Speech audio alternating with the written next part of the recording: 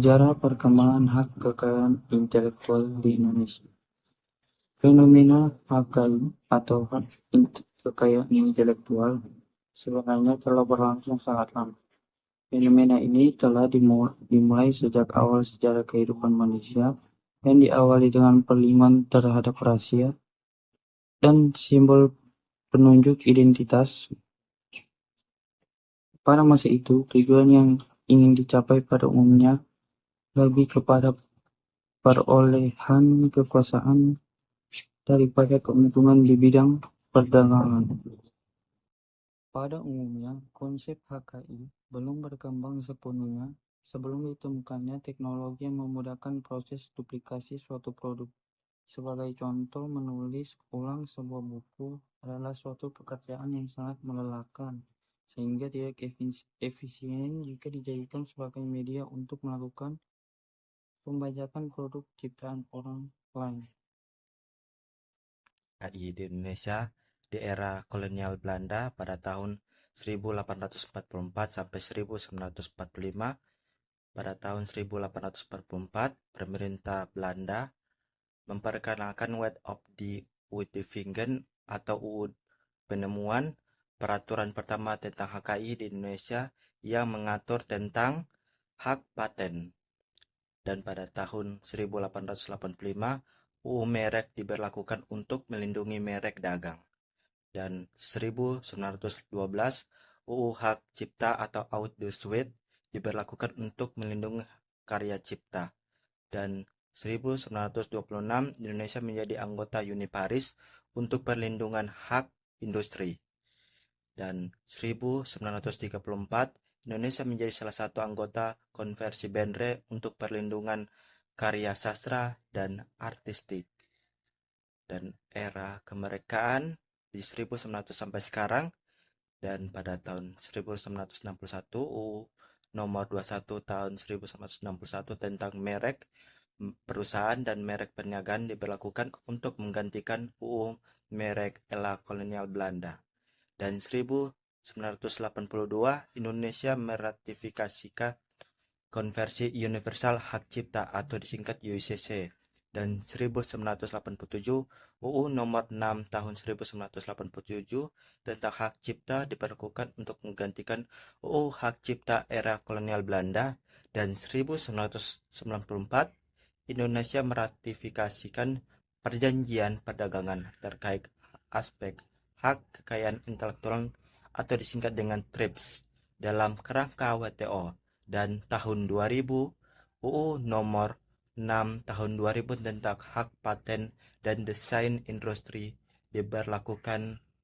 Dan tahun 2000 itu juga pasal UU nomor 12 tahun 2000 tentang merek dan UU nomor 32 tahun 2000 tentang rahasia dagang diberlakukan. Dan tahun 2014 UU nomor 28 tahun 2014 tentang hak cipta diberlakukan menggantikan UU nomor 6 tahun 1987. Sekian dari saya. Secara aktual, HKI merupakan satu sistem pemberian perlindungan hukum bagi karya-karya intelektual yang mencakup jangkauan yang luas. Jenis-jenis dari hak kekayaan intelektual yaitu di antara lain 1. Hak cipta atau copyright, yaitu suatu hak yang diberikan pada pencipta atas karya perusahaan. Tujuannya yaitu tentunya untuk memberikan perlindungan hak cipta perusahaan. Yang kedua, paten ialah hak eksklusif yang diberikan negara kepada inventor atau hasil invensinya di bidang teknologi. Ketiga, merek dagang atau trademark adalah tanda berupa gambar, nama, kata, huruf, angka, susunan warna, atau kombinasi dari unsur-unsur tersebut yang memiliki tanda pembeda yang biasanya digunakan dalam kegiatan perdagangan barang ataupun jasa. 4. Desain industri atau industrial design adalah kreasi bentuk, konfigurasi, atau komposisi garis atau warna, atau garis dan warna gabungan yang berbentuk 3 dimensi yang memberikan kesan estetis serta dapat dipakai untuk menghasilkan suatu produk, barang, komoditas industri, atau kerajinan tangan.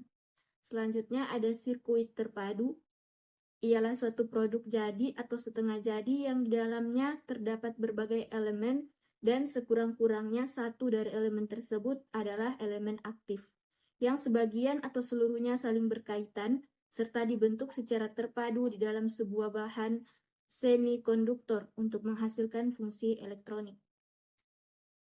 Selanjutnya ada rahasia dagang atau trade secret. Adalah informasi yang tidak diketahui oleh umum di bidang teknologi bisnis, memiliki nilai ekonomis yang berguna untuk kegiatan usaha, dan kerahasiaannya dijaga oleh pemilik rahasia dagang. Faedah dari nama perusahaan adalah untuk membedakan perusahaan satu dengan perusahaan lainnya, sedangkan faedah merek adalah untuk membedakan barang yang satu dengan barang lain yang sejenis.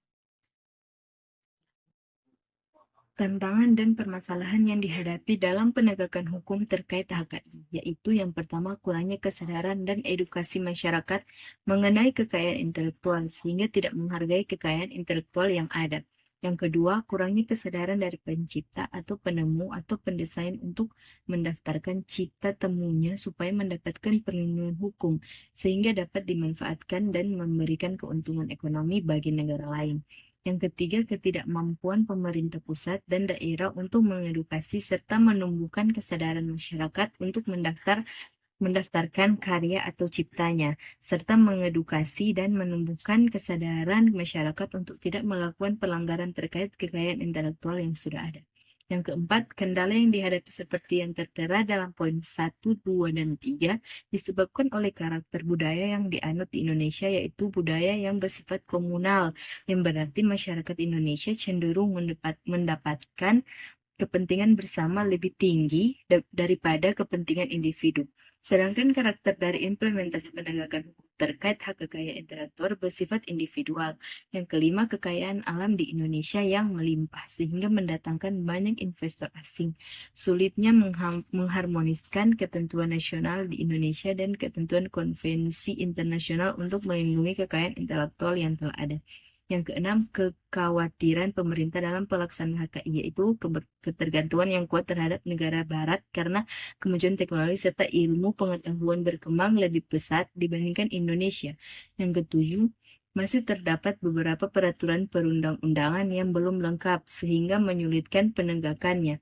Contohnya adalah belum terdapatnya peraturan pelaksanaan mengenai perlindungan bagi pengetahuan tradisional yang berbentuk folklore, seperti yang tertuang dalam pasal 10 UU Hak Cipta. Yang ke-8, rumitnya prosedur pendaftaran kekayaan intelektual. Contohnya adalah prosedur pendaftaran hak paten. Hal ini menyulitkan masyarakat.